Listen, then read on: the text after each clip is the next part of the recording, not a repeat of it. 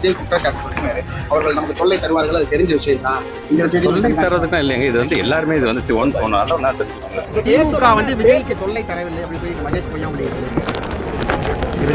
அது சொன்னா பொருந்த சொல்லணும். அப்புறம் என்ன எங்க மீது கொண்ட ஹெல்த் எங்களுக்கு வந்து சக்கரவணை வரக்கூடாதுன்னு வாக்கிங் கூட்டு பண்ணாங்களா காவல்துறை? ஜென்சி கிட்ஸோட வாக்குகளை திருடுறதுக்கான வேலைகளை தான் திமுக செய்யும் சொல்லி விஜய் குற்றச்சாட்டு சொல்லியிருக்காரு. அவர்கள் நமக்கு தொல்லை தருவார்கள், அது தெரிஞ்ச விஷயம் தான். இந்த தொல்லை தரதுக்கும் இல்லைங்க, இது வந்து எல்லாருமே இது வந்து சிவன் சொன்னாலும் நான் தெரிஞ்சுக்கோங்க. சிஓ சீஃப் எலெக்ஷன் கமிஷன் மூலமாக ஒரு ஆர்டர் வருது, இங்கே இருக்க இல்லை பிஎல்ஓஸ்லாம் வேலை பார்க்க போகிறாங்கன்னா எங்கள் கூட சேர்ந்து யார் யாரெல்லாம் வருமோ தயவு செஞ்சு வாங்க. இது வந்து ஒரு இயக்கத்திற்கான ஒரு பிரச்சாரம் இல்லை, ஒட்டுமொத்தமாக மக்களுடைய வாக்குரிமையை காக்கக்கூடியதற்கான ஒரு பணியில் அனைவரும் ஒன்று சேர்ந்து யாரும் ஏமாந்து விடாமல் அந்த வாக்குகள் யார் யாருக்குன்னு வழங்கப்பட வேண்டுமோ அதற்கான ஒரு பணியை செய்வதற்கான ஒரு பணியில் அனைவரும் ஒன்று சேர்ந்து செய்யணும். திமுக வந்து விஜய்க்கு தொல்லை தரவில்லை அப்படின்னு சொல்லி மகேஷ் பொய்யாமொழி அது சொன்னா பொருந்த சொல்லணும். அப்புறம் என்ன எங்க மீது கொண்ட ஹெல்த் எங்களுக்கு வந்து சக்கரவணை வரக்கூடாதுன்னு வாக்கிங் கூட்டு பண்ணாங்களா காவல்துறை? கடுமையா கண்டிக்கிறோம். கொஞ்சம் மனசாட்சியோட நடந்துக்கங்க.